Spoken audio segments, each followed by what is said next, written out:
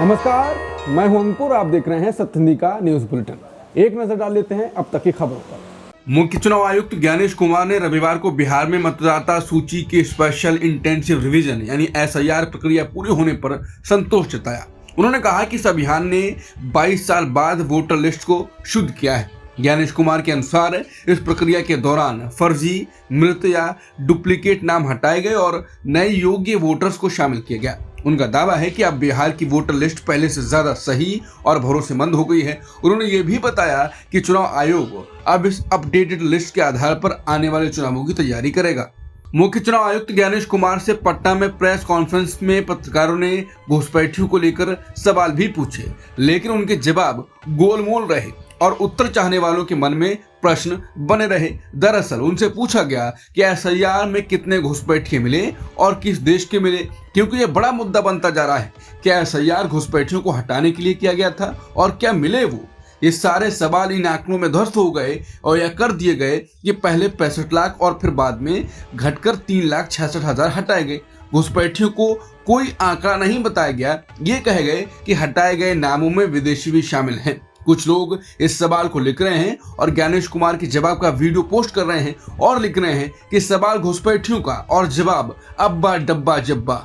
रूस के रक्षा विशेषज्ञों ने कहा है कि अगर रूस पाकिस्तान को JF-17 लड़ाकू विमानों के लिए RD-93 इंजन दे रहा है तो इससे भारत को ही फायदा होगा। उन्होंने विपक्ष की आलोचना को बेबुनियाद बताया। मॉस्को के प्रिमाकोव इंस्टीट्यूट के दक्षिण और दक्षिण पूर्व एशिया मामलों के विशेषज्ञ प्योत्र टोपिचानोव ने बताया कि अगर ये रिपोर्ट सही है तो ये भारत के लिए दो तरह से फायदेमंद है। उन्होंने कारण बताए कि चीन और पाकिस्तान अभी तक रूसी इंजन का विकल्प नहीं बना पाए हैं। भारत पहले से इस इंजन और JF-17 की क्षमता से परिचित है। खासकर मई 2025 के ऑपरेशन सिंदूर के दौरान एक दूसरा रूसी विशेषज्ञ ने याद दिलाया कि चीन ने पहले अपने FC-17 विमान के लिए रूस से अस्थायी तौर पर ये इंजन मांगे थे। तब अटल बिहारी वाजपेयी और मनमोहन सिंह के समय भी इस पर चर्चा हुई थी। उन्होंने ये भी कहा कि रूस ने भारत को समझाया था कि ये केवल एक व्यावसायिक सौदा है और इसमें कोई तकनीक ट्रांसफर शामिल नहीं है, जबकि भारत को इससे बेहतर RD-33 इंजन लाइसेंस के साथ मिला था। बता दें, रूस 2000 के दशक की शुरुआत से चीन, पाकिस्तान, रूस की त्रिपक्षीय व्यवस्था के तहत यह इंजन देता रहा है। पाकिस्तान अब इसका संशोधित वर्जन लेना चाहता है जो अभी बना नहीं है। इस सौदे पर अभी तक कोई आधिकारिक पुष्टि नहीं हुई है।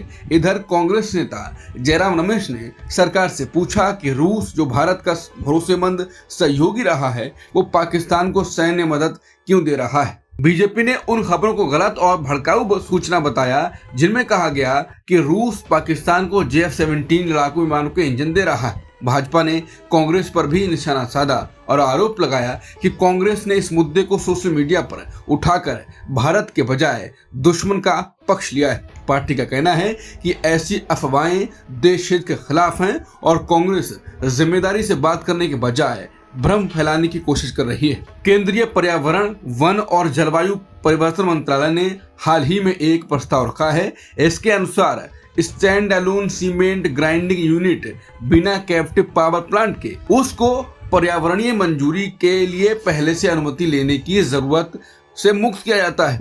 ये प्रस्ताव 26 सितंबर को ड्राफ्ट नोटिफिकेशन के रूप में जारी किया गया था। बता दें, अगर ये नियम लागू हो गया तो अडानी ग्रुप के क्लाइंट में 1400 करोड़ रुपए की 6 MMTPA सीमेंट ग्राइंडिंग यूनिट को स्थापित करना आसान हो जाएगा। ये प्लांट अंबुजा सीमेंट लिमिटेड का है जो अडानी ग्रुप की कंपनी है। इस प्लांट के खिलाफ स्थानीय लोगों का विरोध जारी है।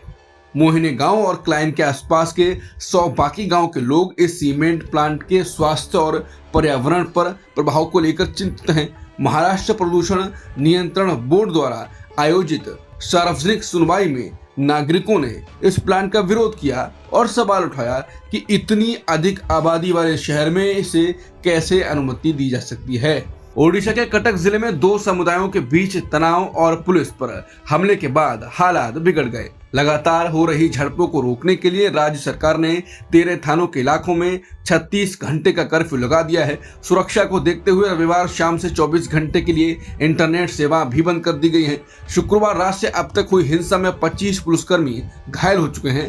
प्रशासन ने लोगों से घरों में रहने और अफवाहों से बचने की अपील की है। पुलिस और अर्धसैनिक बल इलाके में पेट्रोलिंग कर रहे हैं ताकि हालात काबू में रहें। भारत और अमेरिका के बीच व्यापार समझौते पर बातचीत एक बार फिर चर्चा में है।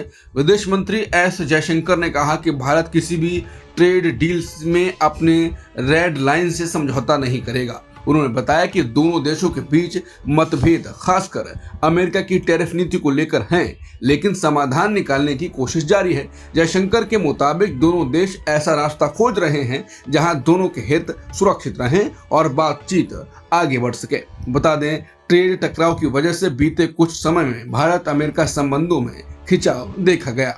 सऊदी अरब, रूस और ओपेक प्लस के 6 बाकी देशों ने तेल उत्पादन बढ़ाने का फैसला किया है। 5 अक्टूबर को हुई बैठक में तय किया गया कि नवंबर से रोजाना 1,37,000 बैरल अतिरिक्त तेल उत्पादन होगा। इन देशों का मकसद है कि वो वैश्विक बाजार में अपनी हिस्सेदारी यानी मार्केट शेयर और बढ़ा सकें। यह कदम उस समय आया है जब कई देश ऊर्जा जरूरतों को पूरा करने के लिए तेल की आपूर्ति बढ़ाने की मांग कर रहे हैं। सुप्रीम कोर्ट सोमवार को एक अहम मामला सुनेगा। ये मामला इस बात से जुड़ा है कि क्या धार्मिक स्वतंत्रता का अधिकार सेना के अनुशासन और यूनिट की एकजुटता से नीचे है या नहीं। ये याचिका एक ईसाई आर्मी अफसर ने दायर की है।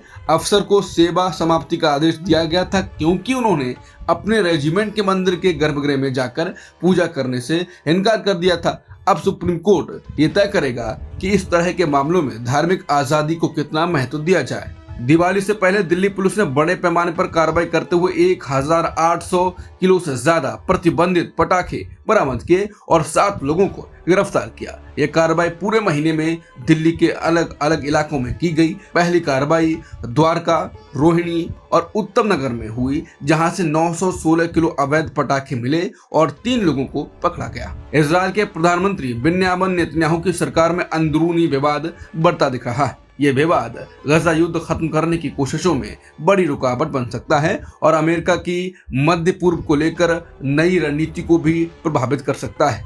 डोनाल्ड ट्रंप के दबाव में नेतन्याहू 2 साल पुराने युद्ध को खत्म करने की कोशिश कर रहे हैं, लेकिन उनकी अति दक्षिणपंथी सहयोगी पार्टियां इस अमेरिकी प्रस्ताव का विरोध कर रही हैं। इससे नेतन्याहू पर समय से पहले चुनाव कराने का खतरा मंडरा रहा है। इजराइल के कट्टरपंथी सहयोगियों को डर है कि इस प्रस्ताव के जरिए हमास फिर से सक्रिय हो सकता है। ये विरोध नेतन्याहू के लिए सबसे बड़ी चुनौती बन गया है। रविवार को कोलंबो के आर प्रेमदासा स्टेडियम में भारत और पाकिस्तान की महिला टीमों के बीच वनडे वर्ल्ड कप का मुकाबला खेला गया। इस मैच के आसपास जारी राजनीतिक तनाव के कारण माहौल बहुत ही तना हुआ था। भारत ने ये मैच 88 रन से जीत लिया, लेकिन ये जीत आसान नहीं रही। भारतीय बल्लेबाजी और प्रदर्शन में कई कमजोरियां दिखाई दी, जिसने टीम की तैयारी पर सवाल खड़े किए। अब तक की खबरों में इतना ही। बाकी खबरों के लिए बने रहिए सत्य हिंदी के साथ।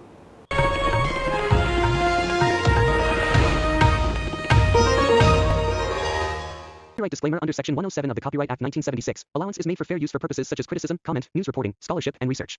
Fair use is a use permitted by copyright statute that might otherwise be infringing.